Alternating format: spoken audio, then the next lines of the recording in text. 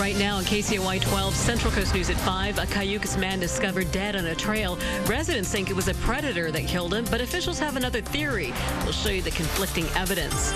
And a new letter from the Senate Judiciary Committee pushing for answers on the brutal attack of Marilyn Ferris, what the senator is now demanding.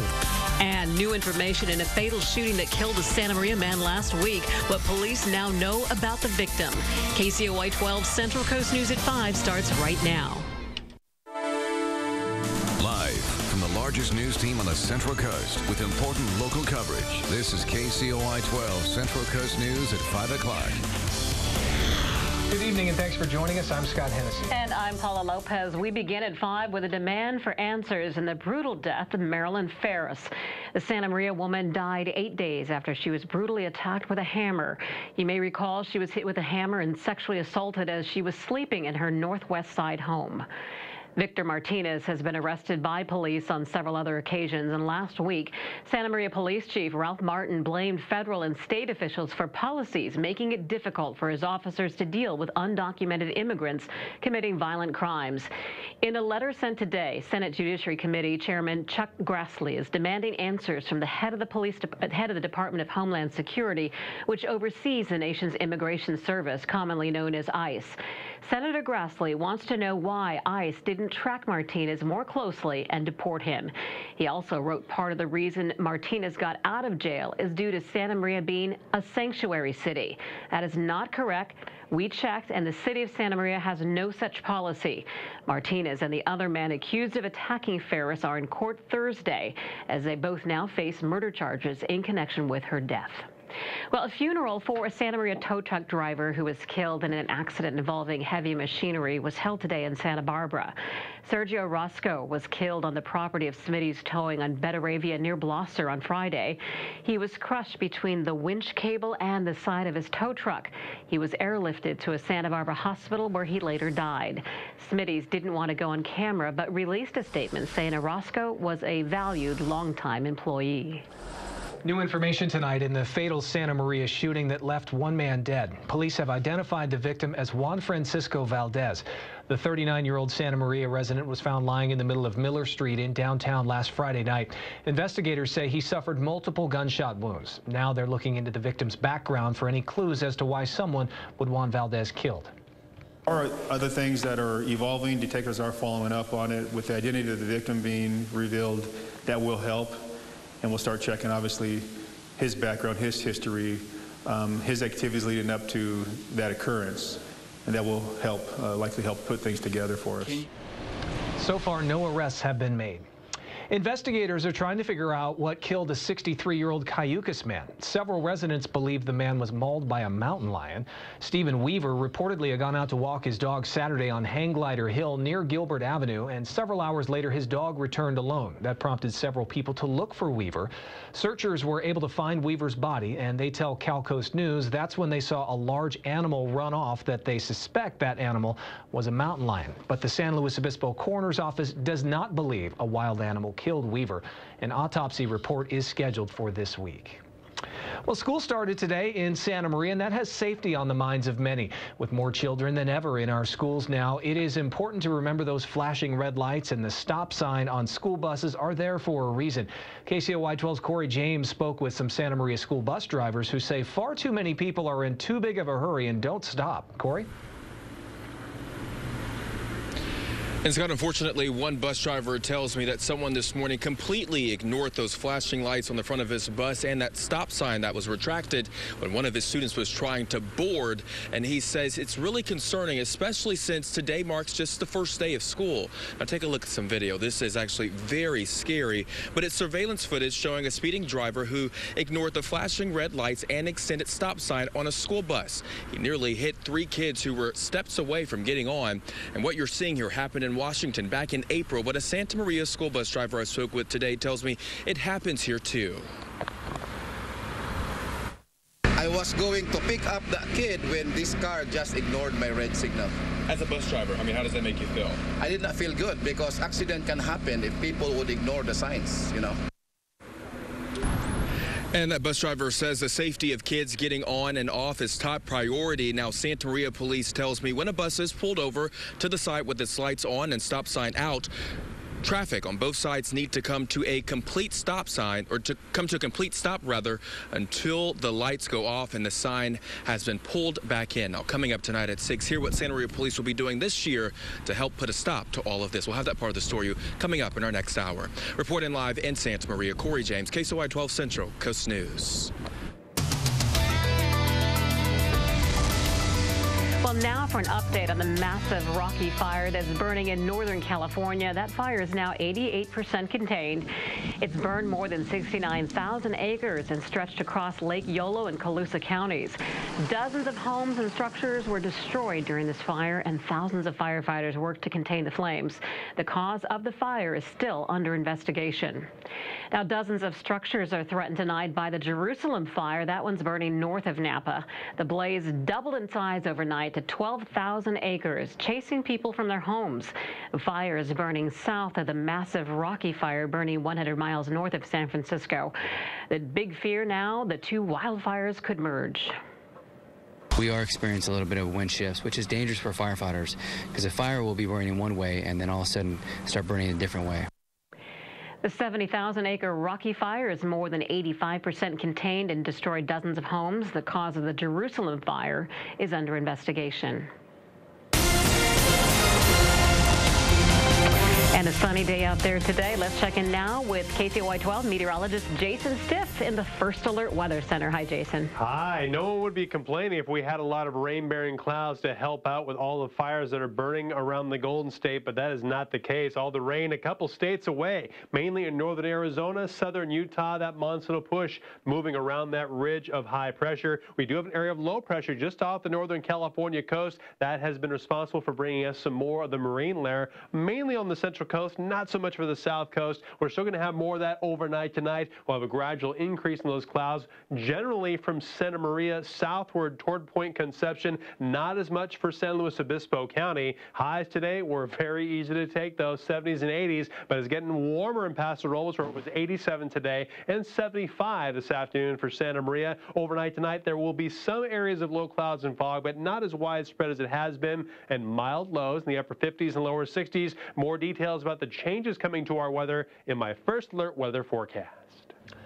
Ferguson city officials and most residents are hoping protests remain peaceful tonight. The St. Louis suburb remains in a state of emergency after several days of sometimes violent demonstrations marking the one-year anniversary of Michael Brown's death. Today, police released video of Sunday night's violence. Weijia Zhang shows us how people are coping with the unrest. St. Louis County Police released surveillance video that shows people scattering just before Sunday night's officer-involved shooting of 18-year-old Tyrone Harris Jr. Police say Harris was holding a gun when two groups started shooting at each other. Harris was shot after plainclothes officers say he fired shots into their unmarked SUV. Harris is in critical condition. He's been charged with several felonies in connection with the shooting. Charles Davis's Burger Place is a few doors from the scene and near the spot where a police officer killed teenager Michael Brown a year ago. Protesters pack the area. Davis says keeping customers away. It's hard enough running a business, so trying to run it through this makes it even worse. So it'll be okay.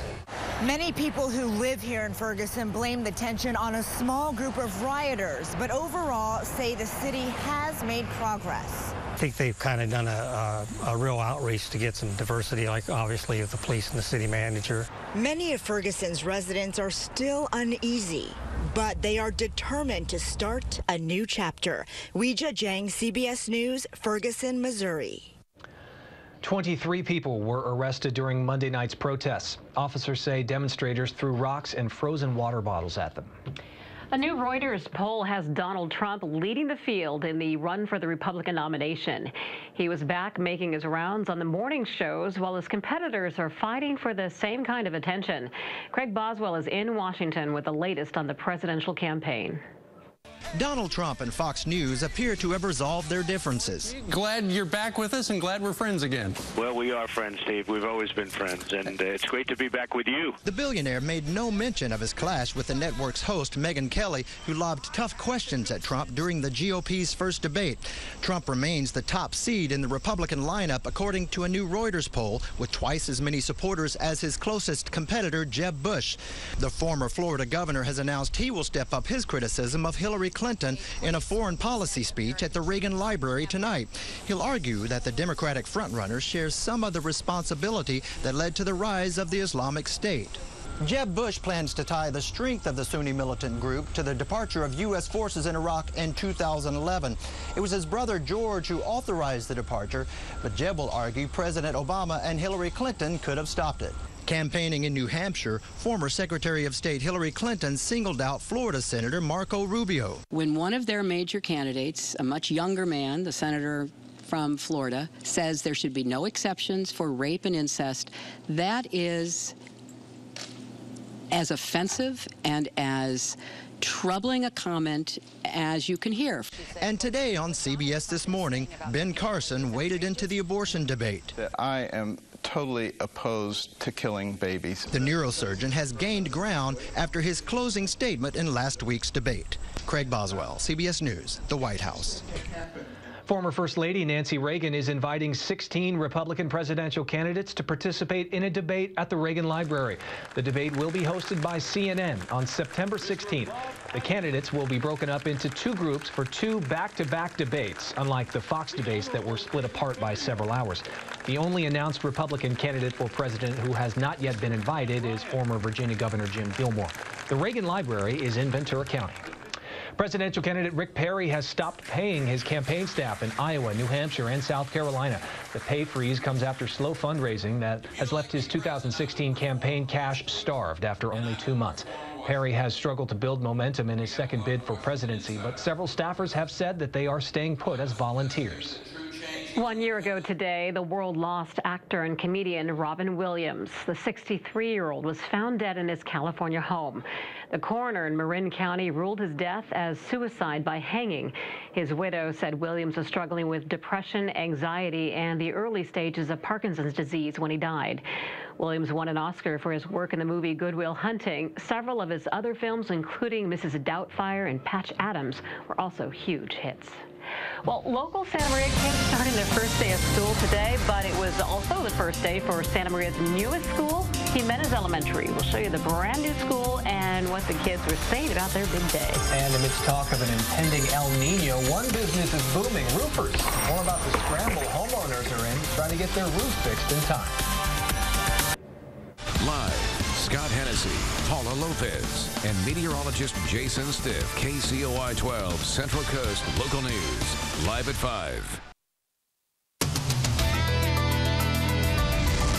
It's not just the first day of school for the district in Santa Maria, but this is the first day ever for Jimenez Elementary School.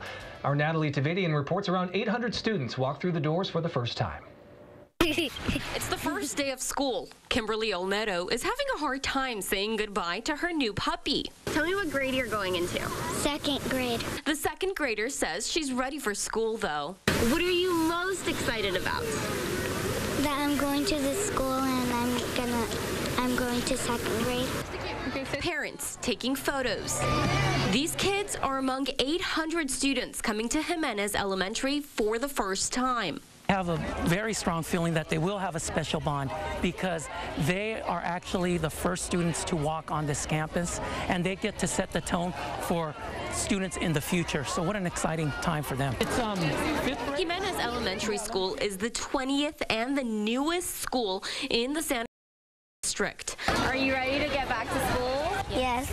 The school is named after two brothers, Francisco Jimenez and his late brother, Roberto. The brothers grew up in Santa Maria and attended local schools. They worked in the agriculture fields and want to inspire children in Santa Maria to continue their education. We're excited for her, and she's dope. She's ready to go. These classrooms will be their new home for much of the day, and the students say they're ready. I always have to go to the old school, and now it's a new school, so it's a fresh start. Natalie Tavidian, KCOY-12 Central Coast News. Those students will have some big decisions to make, including voting on the school's colors and mascot. Those votes will happen within the next few weeks. Oh, exciting. Well, a new law aimed at the children of domestic help will allow some children to go to better schools. A wealthy school district expelled the second-grade daughter of a maid and even hired a private investigator to figure out the girl was living with her mother at the mansion where she worked. The new law allows the child to go to school as long as she's living with a parent who works and stays at a home in the district 3 nights a week. The law also puts required districts to have specific rules for when and how private investigators are hired to check the residency of students. Coming up, all new on Central Coast News at 6 tonight, a major drug bust in San Luis Obispo. How much did the Sheriff's Department seize? We are live with the latest details. And then later on, the city of Oxnard is having to cut back on its budget. Find out how budget cuts will be affecting the fire department and residents. Those stories and more coming up after the CBS Evening News with Scott Pelley. A motorized hang glider pilot was chased and briefly detained by sheriff's deputies in LA County yesterday. Authorities say the 67-year-old man was flying too close to a prison. They were concerned the pilot was trying to deliver something to a county jail after he flew overhead. The man was signaled to land, and he did follow instructions. Once on the road, deputies detained the pilot. He was later released. The pilot apologized repeatedly and said he didn't mean to fly near the jail. The wind blew him over there. Authorities say they are still investigating the incident. Californians could see higher vehicle registration fees. A local government coalition is coming up with new ways to generate $60 billion in 10 years to revamp the state's transportation system. Some of the options include higher gas and diesel taxes, increases in the cap-and-trade program, and higher registration fees. Some state officials say the program should be put on hold and that the focus should now be improving state roads. Well, roofing crews are busy repairing roofs in anticipation of El Niño's rain. The National Weather Service says there's now a 90% chance of El Niño this winter and an 80% chance it'll last until spring. These new predictions have homeowners scrambling to make sure their roofs are up to date. And roofers say they're booked for the season. Threat of El Nino, I think, is also scaring people, to get that roof taken care of ahead of time. At this point in time, the chances of us getting there is going to be probably slim. Rosetta says there are other factors at work too, the improving economy and the hot housing market. Add in El Nino, and it is shaping up to be the roofing industry's perfect storm. Well, the presidential TL. Speaking of storm, yeah, it'd be nice to have one right about now. Well, it's good to hear those numbers for the winter, the percentage chances way high.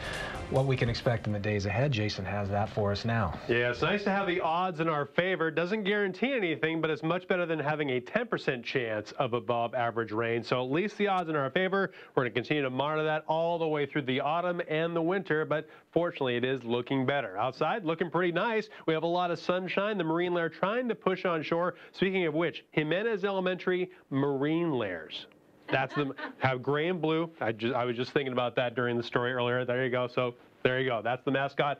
That's the color. 75 degrees today was the high in Santa Maria. 2 degrees warmer than average. And the overnight low with all the clouds, it didn't drop very far. It was only 61. Had a second straight morning with a trace of rain, but that doesn't amount to much more than a trace. 73 degrees right now. A lot of sunshine. The wind northwest at 17 miles an hour. Another comfortable day around much of the region. A little bit warmer in Paso Robles at 81, where the high today was 87. Currently 77 in Santa Ynez, 73 in Lompoc and in San Luis Obispo. And the wind, kind of a nice fresh breeze for most locations, between 10 and 20 miles an hour. A little bit less breezy for the south coast, between 5 and 10. Around the country, it's been very active around both Houston, Texas, and Denver, Colorado. They actually had a funnel cloud sighted near the Denver airport, but fortunately it did not touch the ground. We still have a lot of humidity, a lot of muggy weather for the heart of the nation, with a lot of heat indices between 100 and 110. Here, thankfully, it's more comfortable than that. We still have this area of low pressure just off the California coast. That's drumming up more of the marine layer, but that will be pushed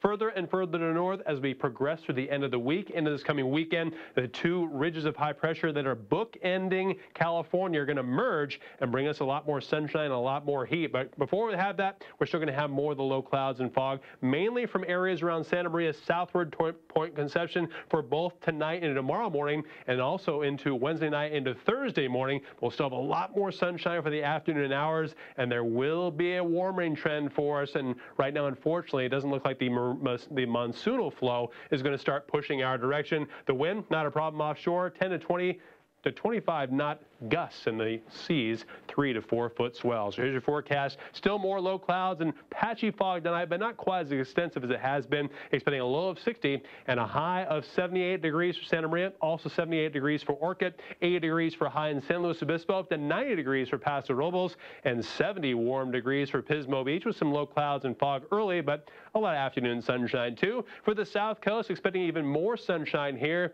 and very warm. 78 degrees for Goleta, 83 for a high in Santa Barbara. The next 7 days in Santa Maria and Orcutt, we do reach the lower and mid 80s starting tomorrow. It lasts all the way through next week. A few more clouds by Monday and Tuesday, but we have a very warm and very bright weekend ahead. San Luis Obispo, 80s across the board, but Saturday and Sunday, the brightest and the hottest with highs of 87 degrees. Paso Robles, even higher than that with more sunshine, up to 100 degrees Saturday and Sunday, but every day, at least in the 90s. And for the 5 cities, not that hot, but between 70 and 75 each and every day. Thank you, Jason. Stay with us. We'll be right back.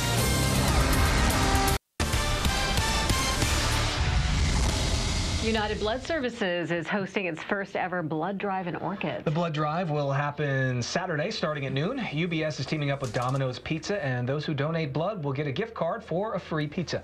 The blood drive will happen at 1098 East Clark Avenue. During the summer months, blood donations tend to run low, and this is one way to boost up the supply. A lot of people forget to give blood during the summer months, so get back from vacation and get in there. Yeah. Let's check in now with Jason Stiff. Summer-like weather, absolutely. It is, and it's going to get even hotter. Tomorrow, still fairly warm, but it's going to get warmer for everyone in the coming days. A lot of sunshine, and it's going to last a little bit longer tomorrow. Highs range from the mid-70s around Lompoc to the lower 90s in Paso Robles. But look where those temperatures are going. For Santa Maria alone, up to 78 degrees tomorrow, but mid-80s this weekend. Thank you, Jason. CBS Evening News with Scott Pelley is next. And thanks for making KCOY 12 Santa Maria's #1 news at 5. See you at 6.